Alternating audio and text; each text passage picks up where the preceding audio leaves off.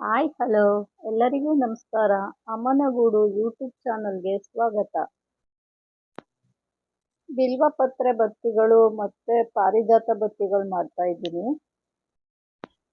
ಬಿಲ್ವಪತ್ರೆ ಬತ್ತಿಗಳಿಂದ ಶಿವನ್ ಸಂಬಂಧಪಟ್ಟ ಎಲ್ಲ ದೇವರುಗಳಿಗೂ ಬೆಲ್ಲದ ಆರತಿ ಮತ್ತೆ ಬೂದುಗುಂಬಳಕಾಯಿ ಆರತಿ ಮತ್ತೆ ಯಾವ ಆರತಿ ಬೇಕಾದ್ರೆ ಇದರಿಂದ ಮಾಡ್ಬೋದು, ಮತ್ತೆ ತುಪ್ಪದ ದೀಪಗಳನ್ನು ಹಚ್ಕೋಬಹುದು. ಮತ್ತೆ ಪಾರಿಜಾತ ಬತ್ತಿಗಳನ್ನ ವಿಷ್ಣು ದೇವರಿಗೆ ಸಂಬಂಧಪಟ್ಟ ಎಲ್ಲ ದೇವರುಗಳಿಗೂ ಇದನ್ನ ತುಪ್ಪದ ದೀಪವಾಗಿ ಹಚ್ಬೋದು, ಮತ್ತೆ ಆರತಿಯಾಗಿ ಕೂಡ ಮಾಡ್ಕೋಬಹುದು. ಶುಕ್ರವಾರದ ದಿನ ಮಹಾಲಕ್ಷ್ಮಿ ಅಮ್ಮನವರಿಗೂ ಕೂಡ ಈ ದೀಪನ ಹಚ್ಬೋದು. ನಾನು ಸ್ವಲ್ಪ ಹತ್ತಿ ತಗೊಂಡು ಅದನ್ನ ಈ ತರ ಟ್ವಿಸ್ಟ್ ಮಾಡ್ತಾ ಇದ್ದೀನಿ ನೋಡಿ. ಹಿಂದೆ ಮುಂದೆ ಟ್ವಿಸ್ಟ್ ಮಾಡ್ಕೋಬೇಕು. ಒಂದು ಸೈಡು ಸ್ವಲ್ಪ ಸಣ್ಣದು ಚಿಕ್ಕದು ಮಾಡ್ಕೋಬೇಕು, ಇನ್ನೊಂದು ಸೈಡು ಸ್ವಲ್ಪ ದೊಡ್ಡದ್ದು ಮಾಡ್ಕೋಬೇಕು. ಈ ತರ 5 ಸಣ್ಣ ಸಣ್ಣ ಉಂಡೆಗಳು ಮಾಡ್ಕೋಬೇಕು. ಇದನ್ನೆಲ್ಲ ಸೇರಿಸಿ ಮತ್ತೆ ಅದಕ್ಕೆ ಹತ್ತಿ ಸೇರಿಸಿ ಬತ್ತಿ ತರ ಮಾಡ್ಬೇಕು, ಎಲ್ಲ ಸೇರಿಸಿ. ಅವಾಗ ಇದು ಪಾರಿಜಾತ ಬತ್ತಿ ಆಗುತ್ತೆ.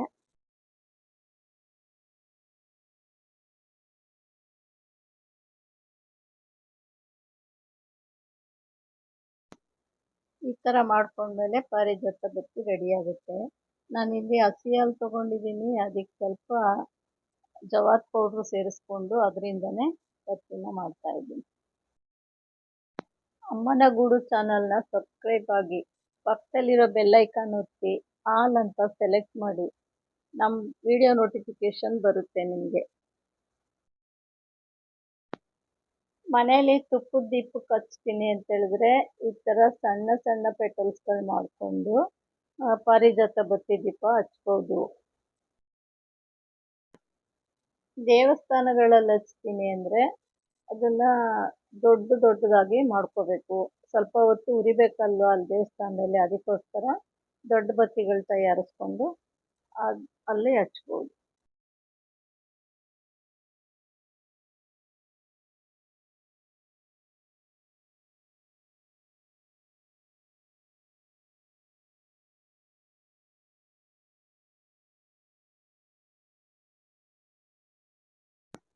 ಇದೇ ತರ ನಿಮ್ಗೆ ಎಷ್ಟು ಬತ್ತಿಗಳು ಬೇಕೋ ಅಷ್ಟನ್ನ ಮಾಡ್ಕೋಬಹುದು.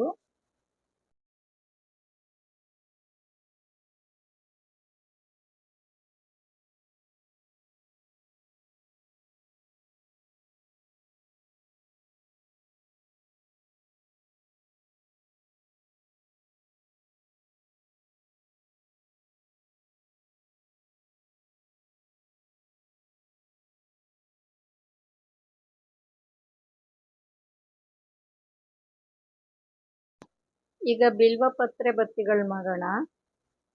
ಇದಕ್ಕೂ ನಾನು ಕಾಟನ್ ತಗೊಂಡು ಈ ತರ ಚಿಕ್ಕದಾಗೇನೆ ತಗೊಂಡು ಇದನ್ನ ಆ ಕಡೆ ಈ ಕಡೆ ಟ್ವಿಸ್ಟ್ ಮಾಡ್ಕೊತಾ ಇದ್ದೀನಿ. ಆದರೆ ಇದನ್ನ ನಾವು ಗುಂಡಕ್ಕೆ ಉಂಡೆಗಳಾಗಿ ಮಾಡ್ಕೊಂಡು ಮಾಡೋದು ಬೇಡ. ಇದನ್ನ ಸ್ವಲ್ಪ ಪೆಟಲ್ಸ್ ತರ ಉದ್ದಕ್ಕೆ ಈ ತರ ಎಳ್ಕೊಂಡು ಮಾಡ್ಕೋಬೇಕು. ನೋಡಿ ಈ ತರ ಎಳ್ಕೋಬೇಕು.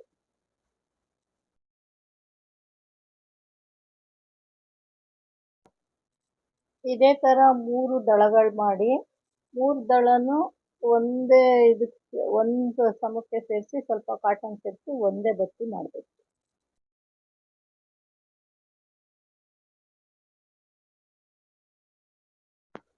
ಈ ಬತ್ತಿಗಳು ಅಷ್ಟೇ, ನಾವು ಮನೇಲೆ ದೀಪ ಹಚ್ತೀವಿ ಅಂತ ಹೇಳಿದ್ರೆ ಚಿಕ್ಕದಾಗೆ ಮಾಡ್ಕೊಂಡ್ರೆ ಸಾಕು. ಆದರೆ ಹೊರಗಡೆ ದೇವಸ್ಥಾನದಲ್ಲಿ ಹಚ್ತೀವಿ ಅಥವಾ ಬೂದುಗುಂಬಳಕಾಯಿಗೆ ಹಚ್ತೀವಿ ಅಂತ ಹೇಳಿದ್ರೆ ಸ್ವಲ್ಪ ದೊಡ್ಡದು ಮಾಡ್ಕೊಂಡು ಹಚ್ಚಿದ್ರೆ ಒಳ್ಳೆಯದು.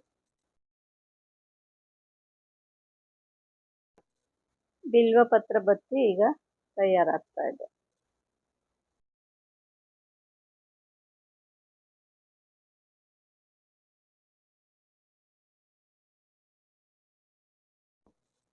ಹೀಗೆ ನಾವು ಎಷ್ಟು ಬತ್ತಿಗಳು ಬೇಕಾದ್ರೂ ಕೂಡ ಮಾಡಿಟ್ಕೊಂಡು ಸೋಮವಾರ ಮನೆಯಲ್ಲಿ ಶಿವನಿಗೆ ತುಪ್ಪದ ದೀಪ ಹಚ್ಬೋದು.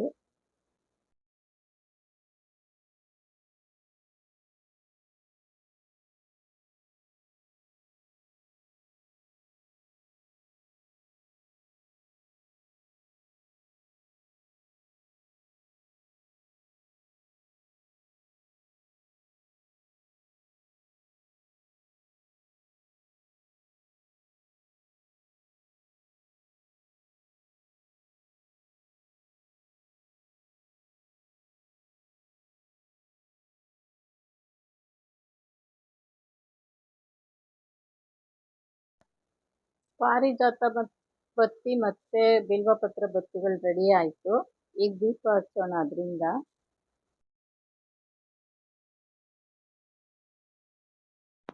ನಾನು ದೀಪಗಳಿಗೆಲ್ಲ ಅರಿಶಿನ ಕುಂಕುಮ ಹಚ್ಚಿ ರೆಡಿ ಮಾಡ್ಕೊತಾ ಇದ್ದೀನಿ.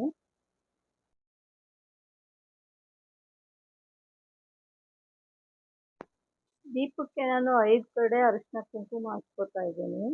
ದೀಪದ ತಳಭಾಗದಲ್ಲಿ ಕೂಡ ಅರಿಶಿನ ಕುಂಕುಮ ಹಚ್ಕೋಬೇಕು.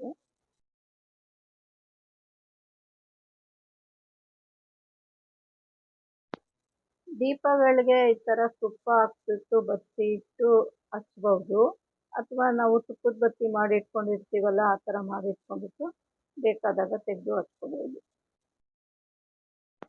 ಬಿಲ್ವಪತ್ರೆದು 2 ಬತ್ತಿಗಳು ತಗೊಂಡು ಅದೆರಡು ಸೇರಿಸಿ ನಾನು ಒಂದು ದೀಪದಲ್ಲಿ ಇಡ್ತೀನಿ. ಹೀಗೆ 2 ಬತ್ತಿಗಳನ್ನ ಇಟ್ಟಿನೇ ದೀಪ ಹಚ್ಚಬೇಕು. ಅದಕ್ಕೋಸ್ಕರನೇ ಚಿಕ್ಕ ಚಿಕ್ಕ ಬತ್ತಿಗಳು ಮಾಡ್ಕೋಬೇಕು. ಈ ದೀಪಕ್ಕೆ ನಾನು ಬಿಲ್ವಪತ್ರೆ ಬತ್ತಿಗಳು ಹಾಕ್ಬಿಟ್ಟು ದೀಪ ಹಚ್ತಾ ಇದ್ದೀನಿ. ಆ ದೀಪಕ್ಕೆ ಪಾರಿಜಾತ ಬತ್ತಿಗಳು ಹಾಕ್ಬಿಟ್ಟು ಹಚ್ತಾ ಇದ್ದೀನಿ. ಅದು ಇವತ್ತು ಶುಕ್ರವಾರ ಆಗಿದ್ದರಿಂದ ಅಮ್ಮನವರಿಗೆ ತುಪ್ಪದ ದೀಪ ಇಡಬೇಕಲ್ಲ, ಅದಕ್ಕೆ ಈ ಥರ ಇಡ್ತಾ ಇದ್ದೀನಿ. ದೀಪಗಳಿಗೆ ನಾನು ಸ್ವಲ್ಪ ಸ್ವಲ್ಪ ಕರ್ಪೂರ ತುದಿಗೆ ಹಚ್ತಾ ಇದ್ದೀನಿ.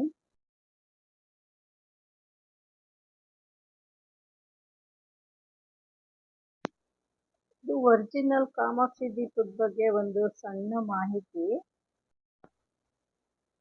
ಅಮ್ಮನವ್ರು ಒಂದು ಕೈಯಲ್ಲಿ ಕದ್ದು ಹಿಡ್ದಿದ್ದಾರೆ, ಇನ್ನೊಂದು ಕಡೆ ಪಕ್ಷಿ ಇದೆ, ಮತ್ತೆ ಪದ್ಮಾಸನ ಹಾಕೊಂಡು ಕುತ್ಕೊಂಡಿದ್ದಾರೆ. ಹಿಂದೆ ಕೂಡ ಅದೇ ಥರ ಅಮ್ಮನವ್ರ ಚಿತ್ರ ಇದೆ.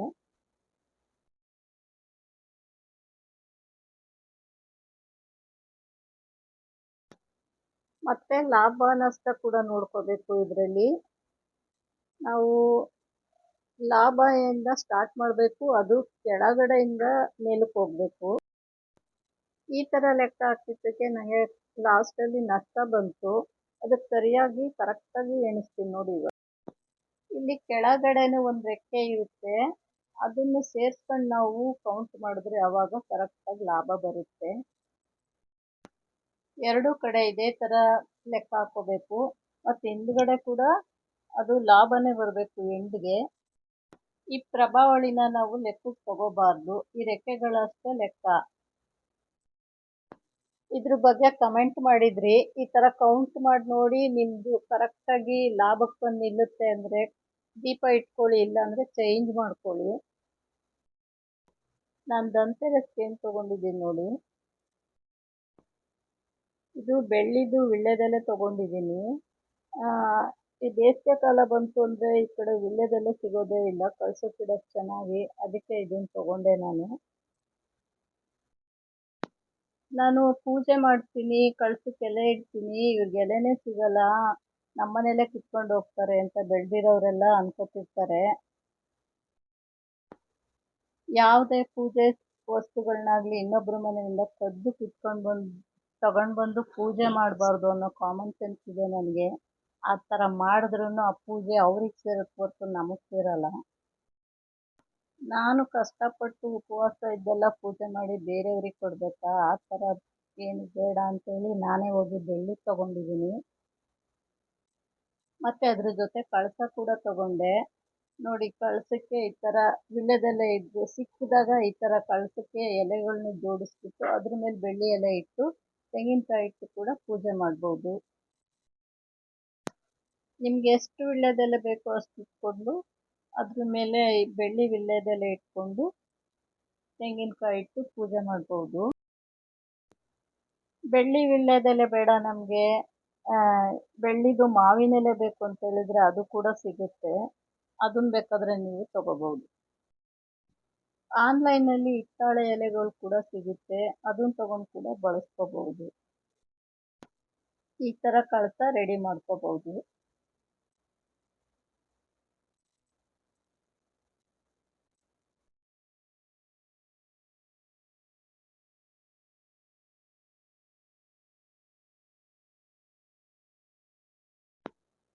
ಕಳಸಕ್ಕೆ ಎಲೆನ ಈ ಥರ ತೆಳುಗಿರೋ ಎಲೆಗಳಿಟ್ಟರೆ ಬೇಗ ಬಾಡೋಗುತ್ತೆ, ಇಲ್ಲ ಹಣ್ಣಾಗ್ಬಿಡುತ್ತೆ.